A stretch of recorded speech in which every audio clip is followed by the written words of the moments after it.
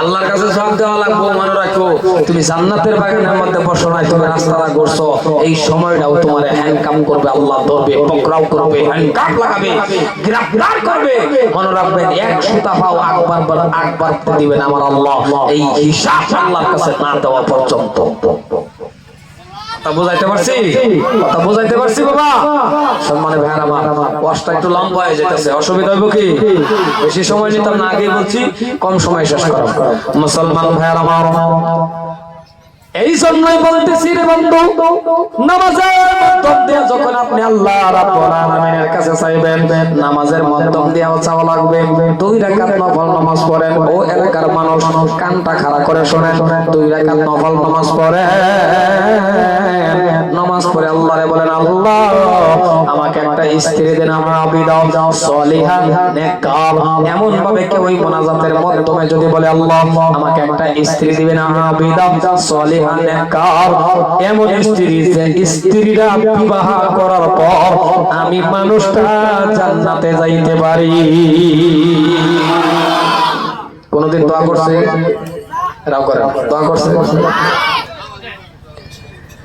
ও আম্মা জানেরা, আপনারা বলতে পারেন আম্মা জান, যেসব মা বোনদের বিয়ে শাদী এখনো হয় নাই, ও মা আপনিও 2 রাকাত নফল নামাজ পড়ে আপনি বলতে পারেন, আল্লাহ আমাকে একটা স্বামী দিবেন, এমন স্বামী যে স্বামীটার আঙ্গুলের মধ্যে ধরে আমি জান্নাতে যাইতে পারি। দোয়া করছে? হেরাও না, হেরাও না, কেউ ওই দোয়া করে না, সবাই আই লাভ ইউ মরে। কতক্ষণ আসা না, মানে আই লাভ ইউ, খালি আই লাভ ইউ।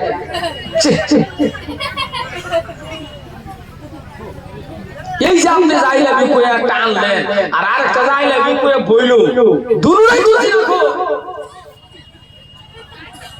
যদি আঙ্গুল ধরে তা হ্যাঁ, আর যদি কিছু আরো কইরা তা হ্যাঁ, আপনিও সিনা করো, ওইটাও সিনা কর, এই দুইটার মাধ্যমে যদি কোনোদিন আল্লাহ নেক সন্তান তো দিবেই না, যা কিছু আইলো, এবার আপনি নিজে কত দেখি এইগুলি কি বাসকান্দি হুজুর হইব, আব্দুল কাদের জিলানী হইব, দুটোই তো বল বসিব।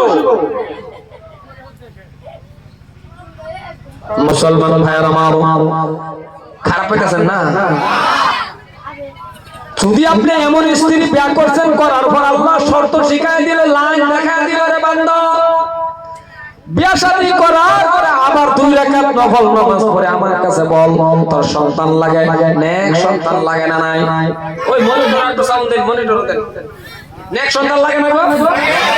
আল্লাহ পাক রব্বুল আলামিন শিখায় দিয়েছেন, রব্বি হাবলি মিনাস সালিহিন। জোরে কোন সুবহানাল্লাহ। কি হইছে আল্লাহর কাছে? শরমের কথা কি? সান কি? তুই সবাই এটা বলে স্যার চিন্তা করছিস, ফুল্লা নাই কই বলে স্যার বিয়াই করছ না? হ্যাঁ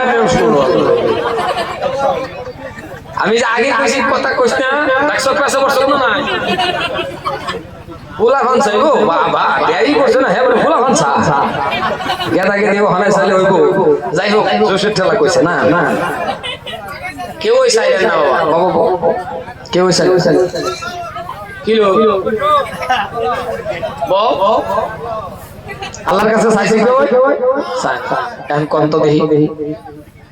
মুসলমান ভাইয়ের আমার, এই জন্যই বলতেছি রে বন্ধু, আপনাদের কোনো অসুবিধা হইতেছে কি? আল্লাহ রাব্বুল আলামিনের কাছে যখন আপনি চাইবেন, চাইতে দেরি আমার আল্লাহ দিতে দেরি করবে না। মুসলমান ভাইরা আমার, এখন আপনি চাইবেন আল্লাহর কাছে, আল্লাহ পাক রব্বুল আলামিন বলে, বান্দা তুই যখন আমার সাথে চাইবি, যেমন উদাহরণ স্বরূপ বুঝেন, দুনিয়ার কোন মানুষে যদি বাবা প্রেম করে, ভালোবাসা করে, তার সাথে যতই আলোচনা করে, তার সাথে যতই কথা বলে, যতই আলোচনা করে, ভালো লাগে না নাই? যেরকম ভালো লাগে না নাই? প্রেম মোহাম্মত করে। আল্লাহ পাক রব্বুল আলামিন বলেন, বান্দারে বান্দা তুই তো আমার সাথে প্রেম কর, তুই তো আমার সাথে ভালোবাসা কর, 24434 এই নাম্বারে ডায়াল কর, এই নাম্বারে যোগাযোগ কর। এই নাম্বারটা হলো রে বাবা 2 মানে ফজরের 2 রাকাত ফরজ নামাজ আছে, 4 মানে যোহরের 4 রাকাত ফরজ নামাজ আছে, আবার 4 মানে আসরের 4 রাকাত ফরজ নামাজ আছে, 3 মানে মাগরিবের 3 রাকাত ফরজ নামাজ আছে, আবার 4 মানে ইশার 4 রাকাত ফরজ নামাজ আছে। 5 ওয়াক্ত নামাজ পড়, এই কপালটা জমিনের মধ্যে লাগায়া দে। বান্দা তুই চাইতে দেরি, আমি আল্লাহ দিতে দেরি করব না। মুসলমান ভাইরা আমার, এখন আপনি বলতে পারেন কোন ব্যক্তি যদি 5 ওয়াক্ত নামাজ পড়ে আল্লাহ পাক রব্বুল আলামিন তাকে 5টা পুরস্কার দান করে। কয়টা পুরস্কার? যেরকম কয়টা? আপনার বাবা হাত তোলা লাগবে না, আপনি খালি মুখ ব্যবহার করেন। হাত তোলা লাগে না মানি লাগে সেটা আমার কাজ, আপনি বাবা খালি মুখটা ব্যবহার করবেন। 5 ওয়াক্ত নামাজ পড়ার লগে লগে আল্লাহ পাক রব্বুল আলামিন 5টা পুরস্কার দান করে। 4টার কথা বলি না রে বাবা, 1 নম্বরটাই বলি, কান খাড়া করে শোনো। 1 নম্বর পুরস্কার হলো রে আমার আল্লাহ কয় রিজিকের অভাব জীবনের জন্য সরায়া দিব রে বান্দা। এক নম্বরটাই তুমি যেটার জন্য আমি কাজ করা লাগে, এত কষ্ট, এত পেরেশানি, রিজিক রিজিক টাকা টাকা হাসানা না, আল্লাহ কয় 1 নম্বরটাই তোকে আমি দিব, রিজিকের অভাব জীবনের জন্য সরায়া। সুবহানাল্লাহ কোন, সুবহানাল্লাহ কোন। এখন আপনি প্রশ্ন করতে পারেন হুজুর যদি নামাজ পড়লে আল্লাহ রিজিকের অভাব সরায়া দেয়, তাহলে আজকে কত বছর ধরে আমি তো নামাজ পড়ি, আমার তো আল্লাহ কিছু দেয় না। খালি যে আপনি নামাজ পড়লে রিজিক দিবে তা না, নামাজে বাঁচাইতে পাপ কাজের থেকে, নামাজে বাঁচাই দিবে গুনাহ থেকে আপনাকে। এটা আমার কথা না রে বাবা। আল্লাহ পাক রব্বুল আলামিন বলেন ইন্নাস সালাতা তানহা আনিল ফাহশাই ওয়াল মুনকার, ইন্না মানে নিশ্চয় বেশক নামাজ আপনাকে আমাকে যত ধরনের খারাপি আছে, যত ধরনের ফাহশাই আছে, যত ধরনের বুরাই কাজ আছে সমস্ত থেকে বাঁচাইয়া দিবে। এখন আপনি প্রশ্ন করতে পারেন হুজুর গো আমি অনেকটা দিন ধরে অনেক বছর ধরে নামাজ পড়তেছি, আল্লাহ পাক রব্বুল আলামিন আমাকে তো বাঁচায় না, আমি তো বাঁচতে পারি না, আমাকে আল্লাহ কিছুই দেয় না। মনে হয় রে বাবা নামাজের মতন নামাজ আপনার হইতেছে না,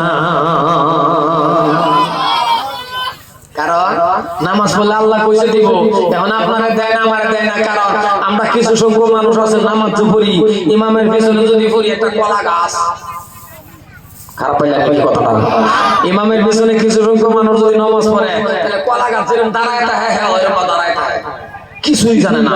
সুবহান রাব্বিল আসিম না আল্লাহ না কই যাওয়া লাগে কি করা লাগে কিছু বুঝে না, কলা গাছের মতন দাঁড়ায় আছে, পিছনে দাঁড়াই লাগে দাঁড়াইছে কি, পিছনে যদি কিছু না জানে না দাঁড়া, এইভাবে দাঁড়ায় থাকলে তার নমস্কার মনটা নামাজে থাকে না, বাইরে দিকে চলে যায়। কথা কয় না, কারণ ইমাম যদি কোনো কারণবশত পড়তাছে সূরা ধরে আলহামদুলিল্লাহি রাব্বিল আলামিন, দেখবেন মুক্তাদির যদি বাবা জানা থাকে সূরা ফাতিহা, মুক্তাদির যদি সূরা ফাতিহা জানা থাকে, ইমাম যখন পড়ে আলহামদুলিল্লাহি রাব্বিল আলামিন এমন ভাবে পিছনের থেকে নেওয়াজ পাচ্ছেন মুক্তাদির অন্তরের মধ্যে অটোমেটিক আসে যে এখন কিন্তু ইমাম হুজুরে পড়বে আর-রহমানির রহিম। ইমাম যখন পড়ে আর-রহমানির রহিম, মুক্তাদির অন্তরের থেকে আসে মালিকি ইয়াউমিদ্দিন।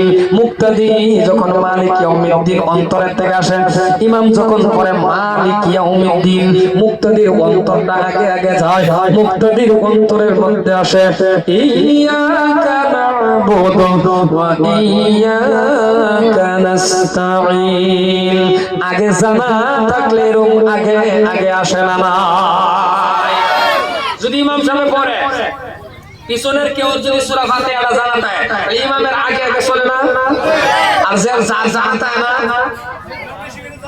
ও কইলো কেউ তো এভাবে দাঁড়াই গেছে, ইমাম সাহেব যে নামাজ পড়াইতেছে ঈশার নামাজ, ও তো এইভাবে দাঁড়াই গেছে, ওর তো আর মনে নাই ও যে নামাজ না পড়ে, তে বাবা হঠাৎ করে লাইন গেছে ইমাম সাহেব সূরা কেরাত পড়তাছে লাইন গেছে গা এখন নামাজের মধ্যে দাঁড়ায় থেকে নামাজ পড়া অবস্থায় লাইন গেলে গা কি হয় আন্ধার হয় না না আপনারা কি করেন আন্ধারই তো আন্ধার হয় না না তো ওই পিছনে যে দাঁড়াইছে ইমাম তো নামাজ পড়তে আছে যখন পড়তাছে লাইন গেছে গা আন্ধার হয়ে গেছে ও পিছনে নামাজের থেকে কই হইছে হ্যাঁ কথা বল কি কইছে হ্যাঁ ইমাম সাহেব তো নামাজ পড়াইতে আছে লাইন গেছে গেছে আন্ধার হইছে ও নামাজের থেকে হ্যাঁ আচ্ছা নামাজ যদি কে ওই কয় হ্যাঁ নামাজ হইব কথা বল না নামাজ হইব ওর মনেই নাই বলছে নামাজ ওর এটা মন হয় নাই তো লকটা আরেকটা ছিল এটা কোনটা কথা তো কয় নামাজ কথা কয় ও কথা কয় মানে আমার 12 বছর আর 12 হইব তো নামাজ হই না কথা কর না কেন নামাজ আছে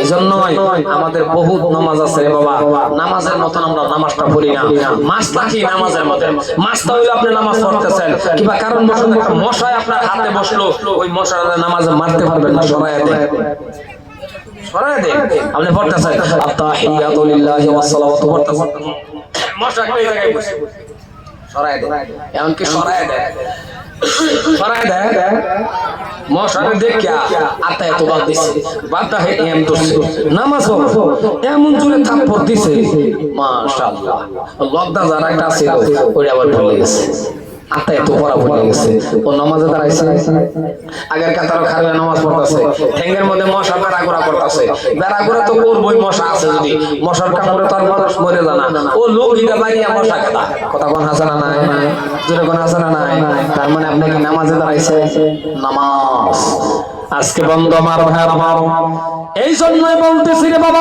প্রত্যেকটা মানুষের কাছে আমার অনুরোধ আমি লম্বার দিকে যাইতেছি না বাবা নামাজের মতন নামাজটা যদি আপনি পড়তে যান কারণ কোন হুজুরের জীবনে আপনারে বাবা ওয়াজ করে এই কথা শোনায় নাই কোন হুজুরের জীবনে কি কথা বলছে রে ও এলাকার মানুষ ও হাই সেকেন্ডারি পাস ও মেট্রিক পাস ও বিএ পাস ও এমএ পাস কোন হুজুরের জীবনের মধ্যে কি এই কথা বলছে এই গ্রামের সব মানুষের মরনা হওয়া লাগবে জোরে কোন নাকে বলছে কি বাবা কথা কোন নাকে বলছে কি কোন হুজুরে কি এই কথা বলছে এই গ্রামের যত ছেলে আছে সব হাবিসা হওয়া লাগবে কইছে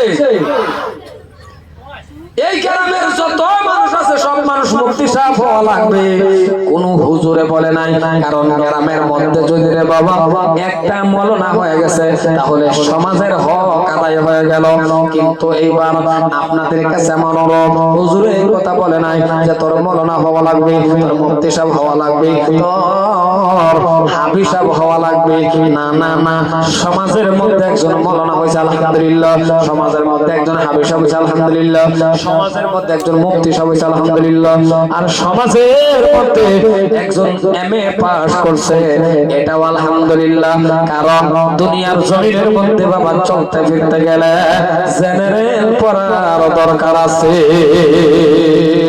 কিন্তু শর্তটা কি জানেন শর্তটা হলো আপনি এতগুলি কিতাব পড়লেন এতগুলি ডিগ্রি কামাইলেন ইংরেজিতে কথা বলতে পারেন এত কিছু করার পর আপনি কেন আমার আল্লাহর কালামুল্লাহ শরীফটা পারেন না এই জন্যই আপনাদের আমি বলতেছি রে বাবা আপনি মাত্র সিরিফ 10টা সূরা খালি মুখস্থ করেন যেমন মাদ্রাসার মধ্যে যদি আপনি পাঠায়া দেন একটা 2টা বছর যদি আপনার ছেলেটা বাবা মাদ্রাসায় পড়ে নিশ্চয়ই 10টা সূরা মুখস্থ করতে পারবে 10টা সূরা খালি মুখস্থ করেন পাক আর না পাকটা জানেন হালাল হারামটা চিনেন জায়েজ না জায়েজটা খালি বুঝেন যতটুকু শিক্ষা করা আপনার আমার উপরে ফরজে আইন অতটুকু শিক্ষা যখন আপনি করবেন আপনি যুবক ও মেট্রিক পাস ও হাই সেকেন্ডারি পাস আপনিও পারবেন মসজিদের ইমামতি করার জন্য